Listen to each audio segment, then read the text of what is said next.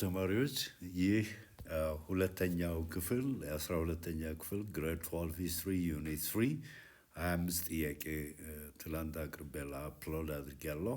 ዛሬ ደግሞ ፓርት 2 25 ጥያቄዎችን አብረን እንድንሰራ ጋብዛለሁ። ሰብስክራይብ፣ ሼር፣ ሊንክ ማድረግ አትርሱ። 26 During the Italian occupation, Ethiopian resistance movements depended most heavily on እንግዲህ ጣሊያን ወረራ ከፈጸመችበት 1935 በአውሮፓ አቆጣጠር ነው። ሁሉም ዓመታት እዚህ ላይ የቀረቡት እንደ መጽሐፋችሁ ማለት ነው። አዲሱ ከሪክለም ነው ይሄ።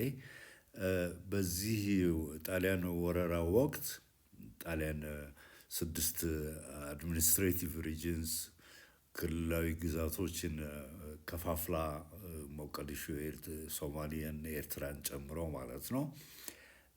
ይህንን በመቃወም የኢትዮጵያ አርበኞች ንቅናቄ በየትኛው ላይ ነው ሞር በይበልጥ ድጋፉ ሁሉ የተመሰረተው በየትኛው ላይ ነው የሚለው 26 that is D. Okay, ይቅርታ that is D. D መልሳችን ነው። On sustained support from rural populations ከህዝቡ ነው ድጋፍ ሲያገኝ የነበረው። ይሄ ነጻነት የአርበኞች ነጻነት እንቅስቃሴ ዋነኛው መሰረቱ ህዝብ ነው። ህዝብ ነበር፣ የገጠሩ ህዝብ በተለይ። 27 One of the most enduring consequences of Minilk II's territorial expansion was የሚኒሊክ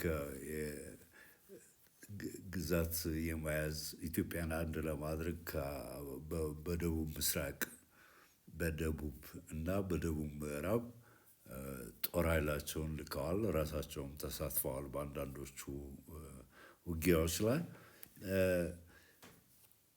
ምንድን ነው ያስከተለው ውጤት ነው የሚለው። ውጤቱ most enduring consequence ምንድን ነው ውጤቱ ያመጣው ውጤት? 27 that is the creation of a multi-ethnic imperial state. ማልታይ ማለት በርከት ያለ በዛ ያለ እንደማለት ነው። ብዙ ብሔር ብሔረሰቦችን ያቀፈ ሰፊ ግዛታዊ መንግስት መመስረቱን ነው የሚያሳየን። 28 Menelik II's initial reaction to the tripartite treaty demonstrated his preference for እንግዲህ በ1906 ነው የትራፓርታይት ትሪቲ የተካሄደው። በእንግሊዝ፣ ፈረንሳይ እና ኢትሊ ሶስቱ ናቸው ፕሮፖዛል የራሳቸውን አቅርበው። ምክንያቱም በ1906 አፄ ምኒልክ ህመም ተሰምቷቸው ነበር። አንድ ችግር ነው፣ ሳክሴሽን ፕሮብለም የምንለው አንድ ችግር ነው። አልጋ ወራሻቸው ራስ መኮንን መሞታቸው ሌላ ችግር ነው። ስለዚህ እንግዲህ ኢትዮጵያ ስቴብል የሆነ የፖለቲካ ሁኔታ፣ የመንግስት ይዞታ አስተማማኝ አይደለም፣ ወራሽ የለም፣ ንጉሱ ታመዋል በሚል ለራሳቸው ግዛት ፓርቲሽን ኦፍ ኢትዮጵያን በየራሳቸው ለመከፋፈል የመፈለግ ስምምነት ነው።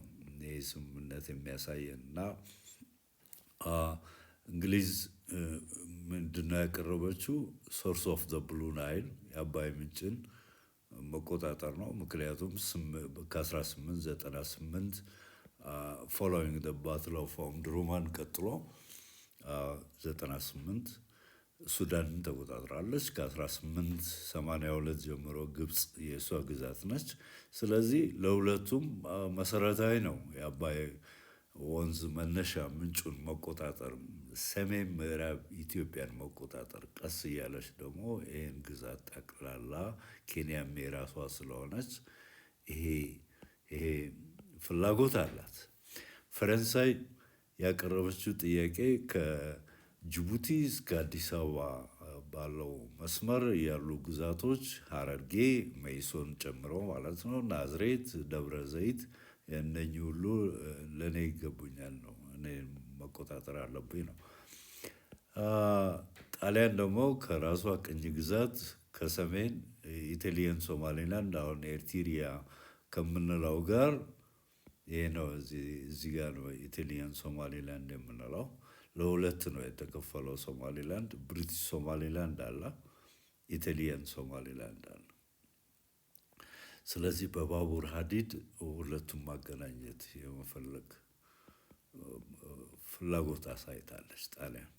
ስለዚህ አንዱ ፕሮፖዝ ያቀርባል፣ ሁለቱ ያረጋግጡላታል ለዚያችኛው ሀገር። እንግሊዝ ላቀረበችው ፈረንሳይና ጣሊያን ድጋፍ ይሰጣሉ። ፈረንሳይ ላቀረበችው ፕሮፖዛል ጥያቄ እንግሊዝና ጣሊያን ድጋፍ ይሰጣሉ። በዚህ መልክ ነው ዊዛውት ኤኒ ሚኒሊክ ሚኒሊክን ሳያሳውቁ ሚኒሊክ የሉበትም እዚህ ውስጥ። ስለዚህ ኢትዮጵያን እንግዲህ የሚተርፈው ነገር ምንድን ነው? ዲስ ፓርት ብቻ ነው ቀሪው ኢትዮጵያ እና ኢትዮጵያን መከፋፈል ከፋፍሎ መግዛት አይነት ፕሮግራም ነበራቸው።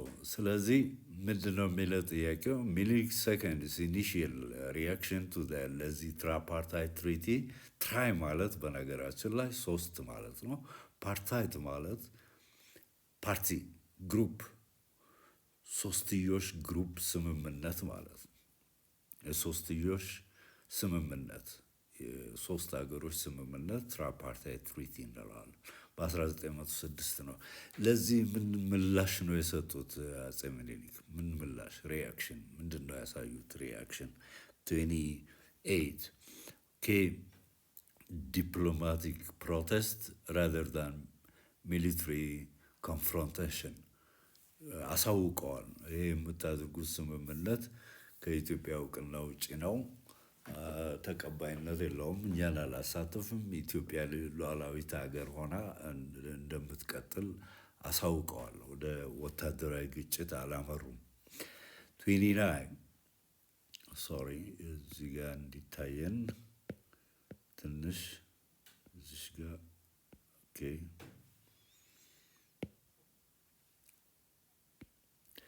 29 which sequence correctly represented the order of ይቅርታውንም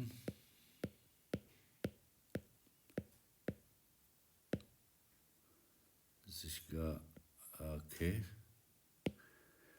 which sequence correctly represent the order of rulers following Menelik II.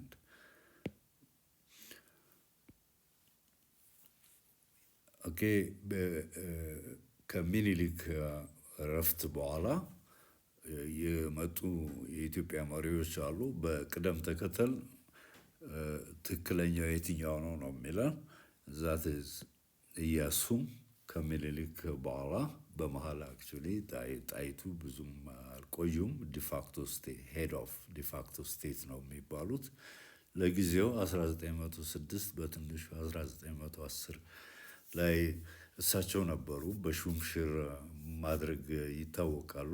ሸዋ ነው መሳፍንቶችን አስቀይመዋቸው እነኚህ ሸዋ መሳፍንቶች ባላቸውን የታመሙ ባላቸውን ሚኒሊክ እንዲያስታሙ ብቻ ከፖለቲካ እንዲርቁ ትእዛዝ ሰጥተዋቸው ነበር። ከዛ በኋላ ኢያሱ ልጅ ኢያሱ ነው ወደ ስልጣን የመጣው። ቀጥሎ ዘውዲቱ፣ ከዛ ኃይለ ሥላሴ። ይሄ ትክክለኛው ነው። 30 The size of Menelik's ministerial cabinet by 1907 best illustrates ምንን ያመለክታል?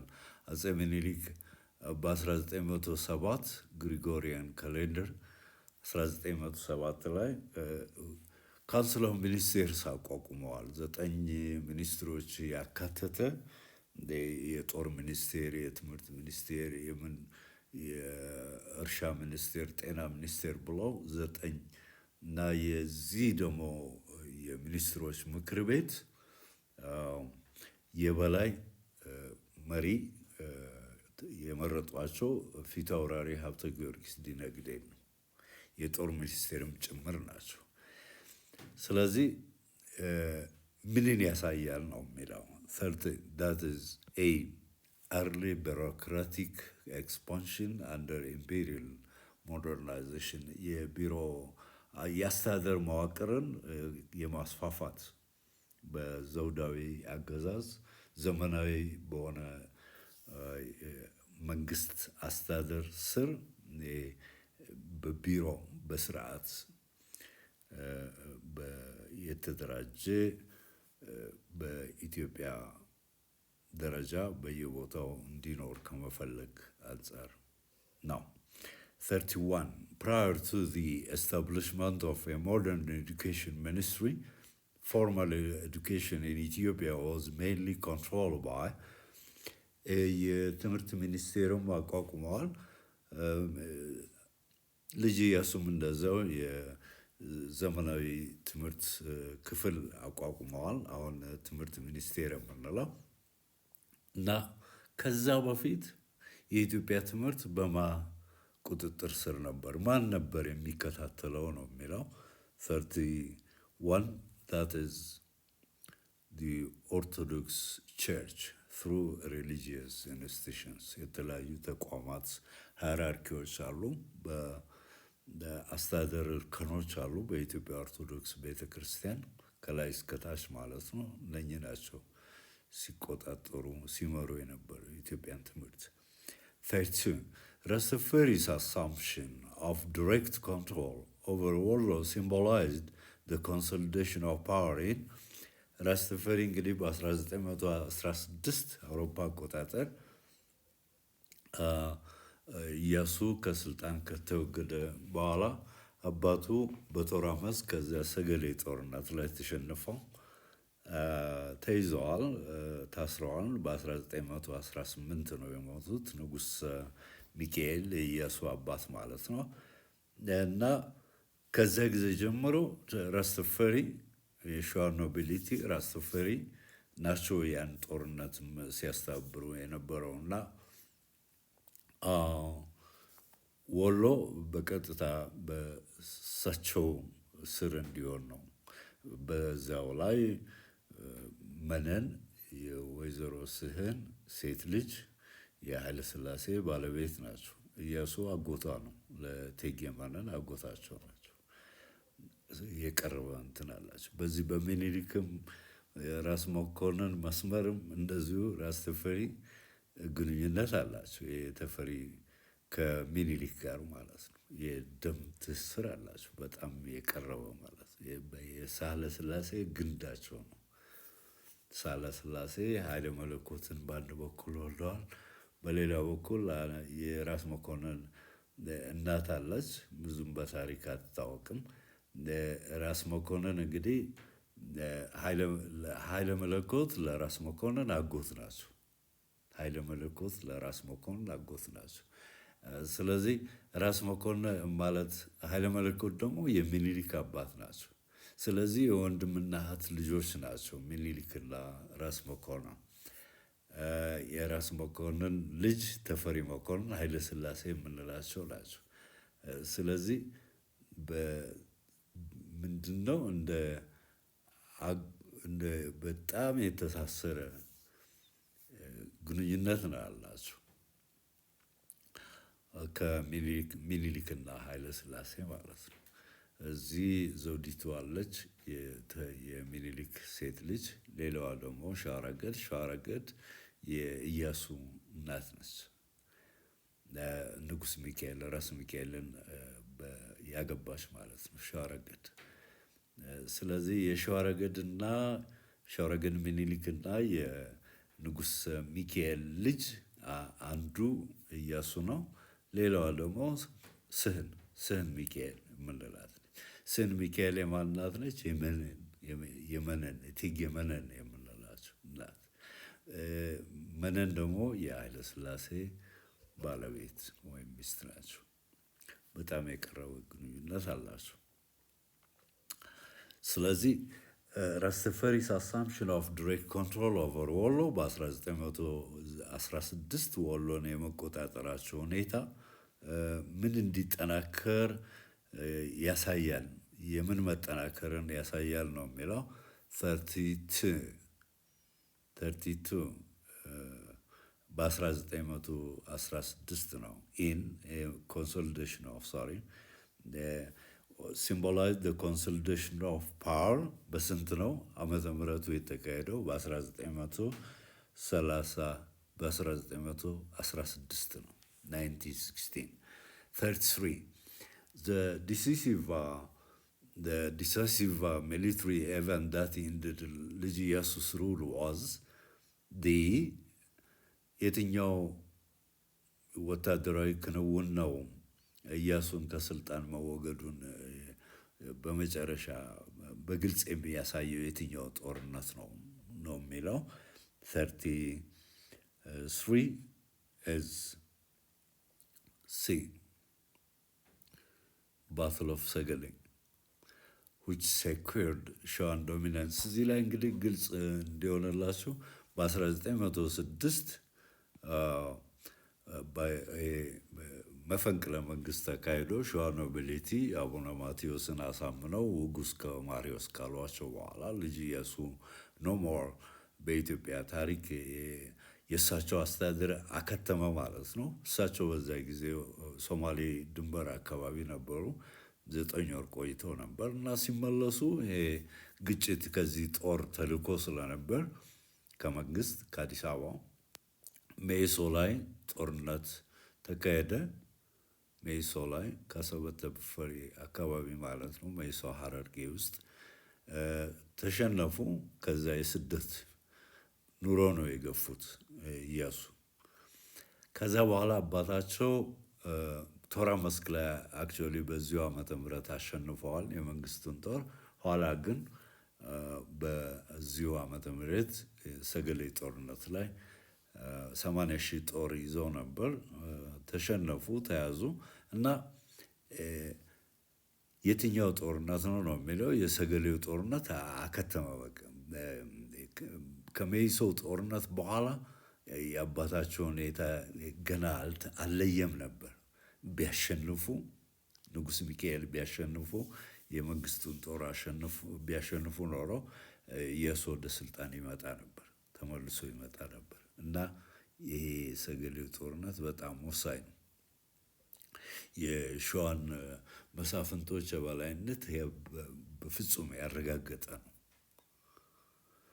34 Which of the following political transitions correctly defines the dark period in Ethiopia history ይለናል። ዳርክ ፒሪየድ በተደጋጋሚ እንዳሳየሁት 1916 ከ30 ያለው ነው። የትኛው ነው ይሄን ዳርክ ፒሪየድ የሚገልጽልን ነው የሚለው that is 34 B 34 is B. From the deposition of ልጅ ኢያሱ ከተወገደበት እስከ to the coronation of Emperor ኃይለ ሥላሴ the first። ኃይለ ሥላሴ ስልጣን የያዙት በ1930 ነው። ኢያሱ ከስልጣን የተወገደው በ1916 ነው። ያ ማለት ነው 35 During ልጅ ኢያሱ's reign effective executive authority was exercised by በማን ነው ልጅ ኢያሱን ሲደግፉ ድጋፍ ሲሰጡ እንደ አማካሪ ሆነው ሲሰሩም የነበሩት የትኛው ናቸው ነው የሚለው number 35 that is ራስ ቢትወደድ ተሰማ as prime minister እንደ አማካሪ ሆነው እሳቸው ናቸው። ከሌሎቹ ጋር ቅርበት የላቸውም። ኢያሱ ከነ ራስ መኮንን ፊት አውራሪ ጊዮርጊስ ጋር ምንም አይነት ቅርበት የላቸውም። አለመግባባት አለ። ስለዚህ ራስን ብትወደድ ተሰማ የሚለው ያስማማናል። ግን አጭር ጊዜ ነው የቆዩት እሳቸው በ1911 ስላረፉ ማለት ነው። 36 Rastafari's strongest political backing during the Derki came primarily from ለራስተፈሪ ከድጋፍ ሲሰጥ ድጋፍ ሲያገኙ የነበረው በዚህ በዳርኪ ፒሪየድ ከየትኛው ነው ይበልጥ ድጋፍ ሲያገኙ የነበረው ነው የሚለው that is reform minded noble seeking modernization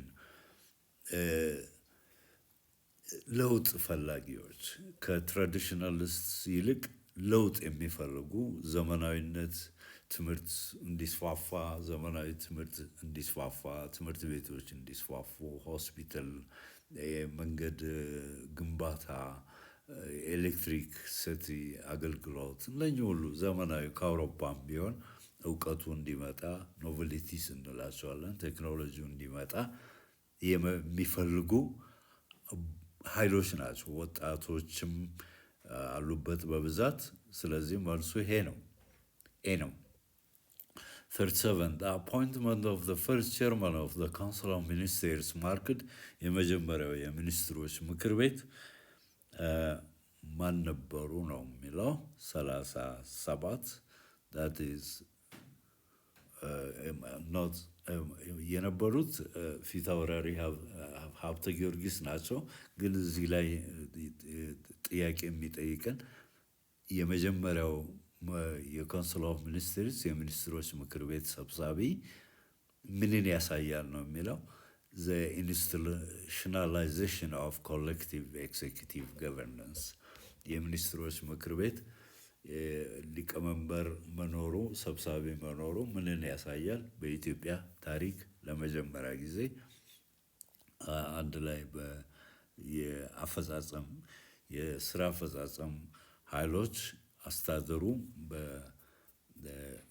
በስርዓት በተቋም ደረጃ መደራጀቱን ነው የሚያሳየው ለመጀመሪያ ጊዜ በኢትዮጵያ ታሪክ 38 Menelik II delayed public announcement of Iyasu's designation mainly because of ኢያሱን እንግዲህ ከራስ መኮንን ሞት ቀጥሎ አልጋወራሽ እንዲሆኑ ያደረጉት ኦፊሻሊ ያሳወቁት ሚኒሊክ በ1909 ነው ግን በ1908ም የሚሉ ታሪክ መረጃዎች አሉ እሳቸው እንደሆኑ ግን በሚስጥር እንዲቆይ አድርገዋል ለምንድን ነው ያንን ሚስጥር እንዲሆን ያደረጉት ህዝቡ እንዳያውቅ የተደረገው ለምንድን ነው 38 because of fear of political opposition from powerful elites አንዳንድ ስልጣን የሚፈልጉ በጣም ተፎካካሪ የሆኑ ኃይሎች እነሱ የፖለቲካ ተቃውሞ ሊያነሱ ይችላሉ ከሚል ፍራቻ ነው ሚኒሊክ ያንን አይተው የጣይቱም ሁኔታ አለ ጣይቱም ተቃውሞ ሊያሳዩ ይችላሉ ከሚል ሚስጥር አድርገው ነው የጠበቁት ሚኒሊክ 39 Empress ጣይቱስ ሹምሽር ሹም ማለት በአማርኛው ሹም መሾም ሼር መሻር appointment መሾም appointment and demotion ሼር ማለት ነው መሻር demotion ነው appointment ወይም promotion መሾም ስለዚህ ኤምፕረስ ጣይቱስ ሹምሽር politics most significantly weakened ማንን ነው ያዳከመው ነው የጣይቱ ሹምሽር ሸዋ ኖቢሊቲዎችን በጣም ነው ያዳከመው እስኪ መልሱን እንዴ 39 ሲ ያዳከመው the political supremacy of the Shah nobility rights የሸዋ መሳፍንቶች ፊታውራሪ ሀብተ ጊዮርጊስ ድነግዴን ጨምሮ እነሱን አዳክሟቸዋል ኋላ ላይ ግን እነኚህም አቋም ይዘው ጣይቱ ቅድም እንደነገርኳችሁ ባላቸውን ሚኒሊክን እንዲያስታሙ ብቻ ነው የፈቀዱላቸው። ከፖለቲካው አርቀዋቸዋል። ከ1910 ጀምሮ ከምኒልክ ጋር ነው የቆዩት ሲያስታምሙ ማለት ነው። ፎሪ ልጅ ኢያሱስ reign coincided historically with የኢያሱ የአስተዳደር ዘመን ከምን ጋር የተያዘ ነው? 1913 ኦፊሻሊ ስልጣን የያዘው በ13 ነው። በ16 ከስልጣን ተወገደ። ምንን ያሳየናል? The answer is 40, that is A, the outbreak of World War I በዚህ የአንደኛው ዓለም ጦርነት 1914 እስከ 1918 ነው የተካሄደው። ስለዚህ እዚህ ውስጥ ነው ያለው። አንደኛው ዓለም ጦርነት ዘመን ጋር ጊዜ ጋር ይገናኛል የሱ አስተዳደር። 41 which institution did ልጅ ኢያሱ attempt to strengthen to improve internal security? ምንድነው የሚለው? የትኛው ኢያሱ ከወሰዳቸው እርምጃዎች ውስጥ አንዳንድ እርምጃዎች ውስጥ የውስጥ አስተዳደርን ጸጥታ ሁኔታ ሊያሻሽል በሚችል ሁኔታ ያጠናከረ የትኛው ኢንስቲትዩሽን የትኛው ተቋም ነው የሚለው ከኢያሱ እርምጃዎች መካከል ማለት ነው። 41 that is the ጥሩምቦሌ በተለይ በአዲስ አበባ ከተማ ሰላም፣ ደህንነት፣ ህዝቡ ሰላም እንዲኖር ከማድረግ አንፃር ጥሩምቡሌ የሚባል የከተማ አስተዳደር የአዲስ አበባ ፖሊስ ኃይል ነው ኢያሱ ያደራጀው። እንግዲህ ከስሙ ጥሩምቦሌ ማለት የእኛ ሀገር ሰዎች ሲጠሩት ነው ማንን? ትሪፖሊ የሚለው ትሪፖሊ የእኛ ሰዎች ጥሩምቦሌ ብለው ነው የጠሩት ያንን ጦር። ምክንያቱም ብዙዎቹ ሪክሩት ሲሆኑት እዚህ ፖሊስ ሰራዊት ውስጥ እየተሳተፉ የገቡ ኃይሎች ከሊቢያ ትሪፖሊ የመጡ ስለነበር ነው። የጣሊያን ቅኝ ገዢ ሰራዊት አባል የነበሩ ግን ተመልሰው ከዚያ እዚህ የኢያሱ ጦር ኃይል ተቀላቅለዋል። ስለዚህ የመጡበትን ለማስታወስ ነው። ትሪፖሊ ነው የመጡት ከሊቢያ ዋና ከተማ። ያ ማለት ነው ጥሩምቡሌ ለማለት ያሉት ኢትዮጵያውያን ይህን ስም የሰጡት ከትሪፖሊ ስለመጡ ነው። 42 during the Douarki executive authority shifted when the Council of Ministers was replaced by the በዲያርኪ ብዙ ጊዜ አንስቼዋለሁ። 1916 ከ30 ባለው ጊዜ ውስጥ ዋና ስራ አስፈጻሚ ባለስልጣን በኢትዮጵያ ካውንስል ኦፍ ሚኒስቴርስ ነበር። ከዚህ በፊት ከ1907 እስከ 1918 ድረስ ካውንስል ኦፍ ሚኒስቴርስ ነበር ሲያስተዳድር የነበረው የሚኒስትሮች ምክር ቤት የምንለው። 1918 ላይ ፍላጎታቸው አልነበረም ዘውዲቱ። የመሀል ሰፋሪ የተፈሪ ድጋፍ ሰጪ ኃይል አለ። መሀል ሰፋሪ የምንላቸው ሲቪል ሰርቨንትስ ናቸው። የቤተ መንግስት የመንግስት ሰራተኞች ከተፈሪ ጎን የቆሙ ናቸው። እነሱ እንግዲህ ጫና ሳያደርጉ አይቀሩም በዘውዲቱ ላይ የሚል ነው። ስለዚህ ሚኒስትሮች ምክር ቤትን በምን እንዲተኩ ነው ያደረጉት? ባይ ዲ ክራውን ካውንስል በዘውድ ምክር ቤት። ምን ማለት ነው ይሄ? በካውንስል ኦፍ ሚኒስትርስ ይሄ ከጀርባ ተፈሪ እጅ ያለበት ነው። መሀል ሰፋሪዎች የተፈሪ ደጋፊዎች ናቸው። ከጀርባ ተፈሪ እንዲህ አድርጉ ሳይላቸው አይቀርም በዚያትም። ምክንያቱም ካውንስል ኦፍ ሚኒስትርስ ኦልድ ሸዋ ኖቢሊቲ ናቸው። ትራዲሽናሊስት የምንላቸው ኮንሰርቫቲቭ ወግ አጥባቂ የምንላቸው ናቸው። ክራውን ካውንስል ደግሞ በወጣቶች የተያዘ ነው። ወጣቶች ደግሞ የተፈሪ ደጋፊዎች ናቸው። እዚህ ስማች ነው እንግዲህ የተፈሪ ተጽዕኖ። 43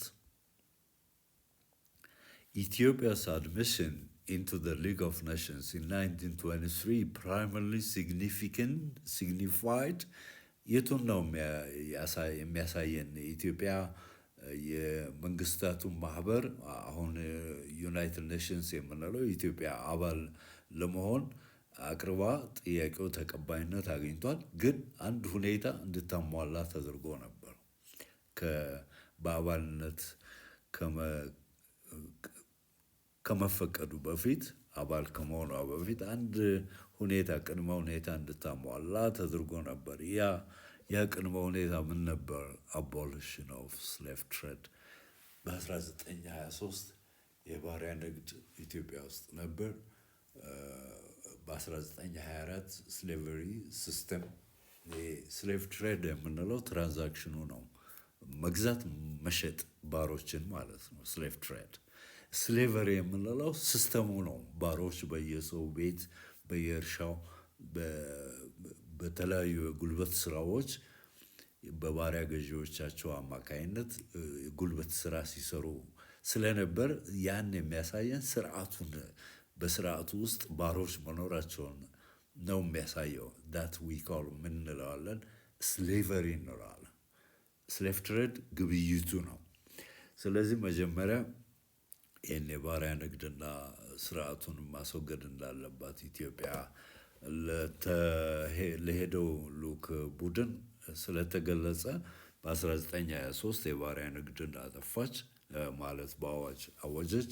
በ1924 ስሌቨሪ ሲስተሙን መጥፋቱን አወጀች። ግን በወረቀት ላይ ነው። እነኚህ ሁለቱም ነገሮች እስከ 1960ዎቹ ነበሩ። ስለዚህ አቦሊሽን ኦፍ ስሌቭ ትሬድ ነው መልሳችን። 44 the days of ፊታውራሪ ሀብተ ጊዮርጊስ enabled ራስ ተፈሪ to gain control over the ሀብተ ጊዮርጊስ እንግዲህ ከ1907 ጀምሮ ወር ሚኒስቴር ነው የሆኑት እስከ ሞቱበት 1926 ድረስ። ይሄ ምንን ያሳያል? የእሳቸው መሞት ለተፈሪ ምን እንዲቆጣጠሩ አድርጓቸዋል ነው የሚለው። ወር ሚኒስቴር ስለነበሩ የጦር ሚኒስቴር፣ ስለዚህ ጦር ኃይሉን ነው እንዲቆጣጠሩ የረዳቸው። that is imperial army over the imperial army ተፈሪ ተቆጣጥረዋል፣ እንዲቆጣጠሩ ረድቷቸዋል። 45 which form of British assistance had the greatest impact on sustaining Ethiopian patriots resistance against Italian force? የኢትዮጵያ የእንግሊዝ ድጋፍ በ1940 ጣሊያን ከጀርመን ከጎን መቆሟን ስታረጋግጥ የእንግሊዙ ጠቅላይ ሚኒስትር ዊንስተን ቸርችል ለኢትዮጵያ ድጋፍ መሰጠት አለበት ብለው ስለወሰኑ በ1941 ኃይል መጣ። ይሄ ኃይል በሶስት አቅጣጫ ነው እንግዲህ ድጋፍ ከሁለት አካባቢ ከሁለት ሚሊትሪ ቤዝ ከእንግሊዝ የጦር ኃይል አስተዳደር ከነበረበት አንዱ ሱዳን ነው።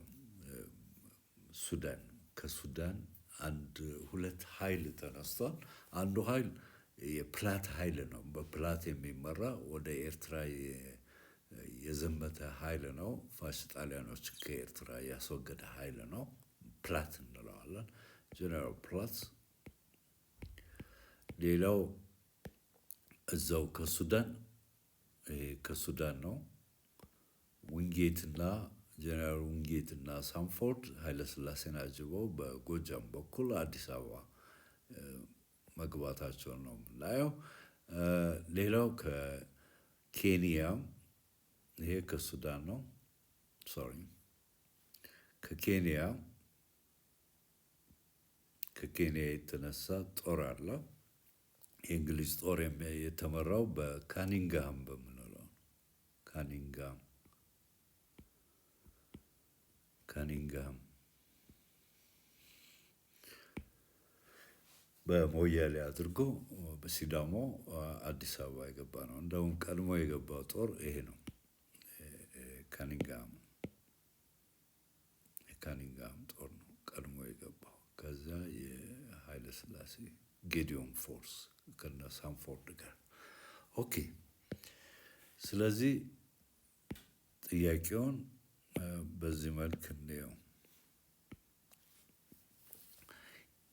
Which form of British assistance had the greatest impact on sustaining Ethiopian patriot resistance against Italian force?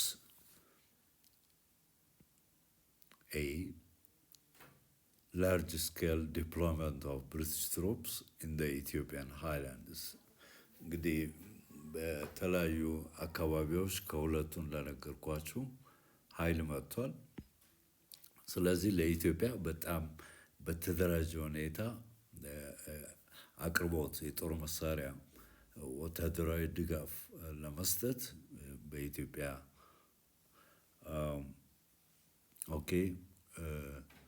የተሰማራ ኃይል ነበር ነው የሚለው። ስለዚህ no, this could not be ይሄ መልስ ሊሆን አይችልም። በጣም ይቅርታ, this could not be መልሳችን የሚሆነው C ነው። C. Provision of arms, training, intelligence, and coordination through missions such as Gideon Force. Gideon Force ኃይለ ሥላሴን አጅቦ ከነ ሳንፎርድ እና ወንጌት ጋር አብሮ በጎጃም በኩል አድርጎ ወደ አዲስ አበባ የገባ ነው። የካኒንግሃምን ጦር መግባት ተከትሎ ማለት ነው። መልሱ ሲ ነው። For 6, the 1931 constitution primarily aimed to የኢትዮጵያ የተጻፈ ህገ መንግስት አላት ነው። ይሄ ኮንስቲቱሽን የህገ መንግስት ዓላማው ምን ነበር ነው? For 6, that is legitimize imperial absolutism under a modern legal framework. በህግ የሚመራ ስርዓት ያለው መንግስት መኖር አለበት ነው የሚለው። ያን ህጋዊነት መስጠት ማረጋገጥ፣ እንዲያውም ከዚያም ከሀገር ውስጥም አልፎ በምዕራቡ በአውሮፓም በአሜሪካም ኢትዮጵያ ዘመናዊ አስተዳደር እየተከተለች ነው ከሚል ያን ለማሰኘት ነው፣ ያን ለማስባል ነው። ፕራክቲካሊ በእውነት የአፄ ኃይለ ሥላሴን አስተዳደር ለማጠናከር ራሳቸው በራሳቸው አስተዳደር እየታወጀ ነው። 1931 ኮንስቲቱሽን የተጻፈ ህገ መንግስት ነው። 47 Between 1930 and 1935, which region retained a relatively high degree of autonomy within the empire? በኢትዮጵያስ በኃይለ ሥላሴ ዘመን ከሌሎቹ ጋር ሲነጻጸር የትኛው ነው በራሱ ገዢዎች በራሱ አስተዳደር እንዲመራ ፈቃድ ያገኘው ሪሌቲቭሊ ነፃነት ያገኘው ራሱን በራሱ እንዲያስተዳድር የትኛው ነው የሚለን? ትግራይ ነው። ትግራይ ጅማ አባ ጅፋር ልጅ አባ ጆቤር ተነጥቆበታል። ምክንያቱም ኮላቦሬተር ነበር፣ ባንዳ ነበር፣ ከፋሽስት ጣሊያኖች ጎን ተሰልፎ ስለነበር። የካሳ ኃይሉ የንጉሥ ተክለ ሃይማኖት ዘር ያላቸው ራስ ካሳ ከኢያሱ ጋር በተገናኘ ሁኔታ እሳቸውም አልተፈለጉም። ስለዚህ ግዛታቸው ለሌላ አፄ ኃይለ ሥላሴ ለሚፈልጉት ጅማም በአፄ ኃይለ ሥላሴ የታመነባቸው ሰዎች ናቸው የተሾሙት።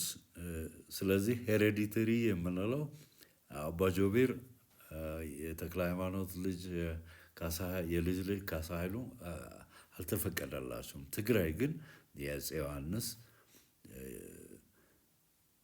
የደም ትስስር ያላቸው ናቸው። መንገሻ ዮሐንስ ወደ ስልጣን የመጡት። በነገራችን ላይ መንገሻ ዮሐንስ የአፄ ዮሐንስ ልጅ አይደሉም። ያው ወራሽ እሳቸው ናቸው ስላሉ አፄ ዮሐንስ የትግራዩ ማለት ነው ሆነዋል። ግን ብቸኛ ልጅ የነበራቸው የአፄ ዮሐንስ ራስ አርአያ ሥላሴ ዮሐንስ ከአፋር ሴት የተወለደ ነው። እሱም ወዲያው ዘውዲቱን ካገባ በኋላ ወዲያው ሞቷል። ሌላ ልጅ የላቸውም፣ ወራሽ የላቸው። የወንድም ልጆች ናቸው የነበሯቸው አፄ ዮሐንስ። ብቻ ለማንኛውም እዚያ ትግራይ ላይ ኃይለ ሥላሴ የጋብቻ ትስስር ስለነበራቸው ከትግራይ ገዢዎች ጋር ተፈቅዶላል። ጀስት ሪሌቲቭሊ ነፃ አስተዳደር እዚያ ነበር። ራሳቸውን በራሳቸው እንዲያስተዳድሩ ኃይለ ሥላሴ ፈቅዶላቸው ነበር። በዚህ በጋብቻው ትስስር ምክንያት እንዳልኳቸው 48 The 1930 rebellion of Ras Guksa Wale is significant in the rise of Haile Selassie's power because its defeat 48 ራስ ጉግሳ ወሌ የኔፊው ኦፍ ጣይቱ ሂወዝ የወንድማቸው ልጅ ነው። ጉግሳ ወሌ ብጡል ጣይቱ ብጡል የራስ ወሌ ብጡል ልጅ ነው። ጉግሳ ወሌ በጌምድር ገዢ ነው። በ1930 1916 ጀምሮ በግልጽ በጣም ጥላቻ ነበረው ጉግሳ ወሌ በተፈሪ ላይ። ምክንያቱም በሶስት ምክንያቶች፣ አንዱ ዘውዲቱ ተመርጣ ወደ ስልጣን ወደ ቤተ መንግስት ስትጋበዝ እሱም ተገፍቷል፣ እንዳይገባ ተደርጓል። ራስ ጉግሳ ማለት የዘውዲቱ ባል ነው እና ከሚስቴ ለየኝ ተፈሪ ነው የሚል ቂም አለው ራስ ጉግሳ። ሁለትም በዚህ በጎንደር በኩል በበጌምድር በኩል ሱዳን የንግድ መስመር ጠንካራ የሆነ ንግድ ስለነበር ገቢ አለው፣ ብዙ ገቢ አለው። ስለዚህ ያን ገቢ ያስገባ ነው፣ ገንዘብ አስገባ ነው። ተፈሪ ጥያቄ አቅርቦ ነበር ለራስ ጉግሳ፣ መልስ አልሰጠም። 2 3 ራያ ዘቦ አካባቢ በ1929 አመፅ ነበር። ደቡብ ትግራይ አካባቢ ራያ ዘቦ፣ ሰሜን ወሎ አካባቢ እና የራስ ጉግሳ ጦሩን ይዞ ሄዶ ያንን አመፅ እንዲመታ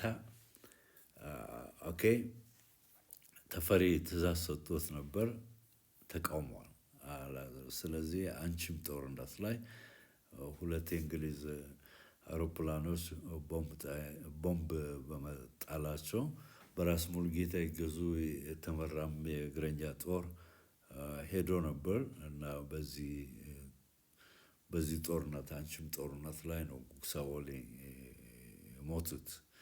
እሳቸውን ተከትሎ ሚስታቸው ዘውዲቱ፣ ያው ኤክስ ዋይፍ ማለት ይቀላል፣ ዘውዲቱ ከ2 ቀን በኋላ አረፉ እና አፄ ኃይለ ሥላሴ ራሳቸውን ተፈሪ ራሳቸውን ኃይለ ሥላሴ ብለው የኢትዮጵያ ንጉሠ ነገሥት ነው የሆኑት።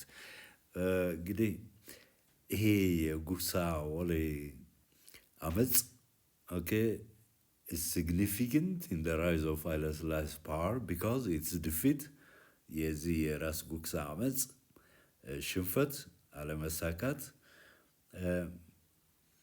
ምንን ያሳያል ነው የሚለው 48 that is sorry ቅርታ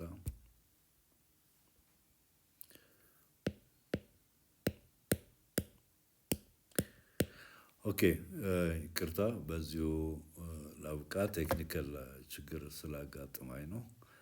እንግዲህ አንድ 3 ጥያቄዎችን ነው። 48 ሲ ነው የሚሆነው፣ 49 ሲከፍትላችሁ ታያላችሁ ኤ ነው የሚሆነው፣ 50 ዲ ነው። CAD 48 C 49 A 50 D እዚህ ጋር 48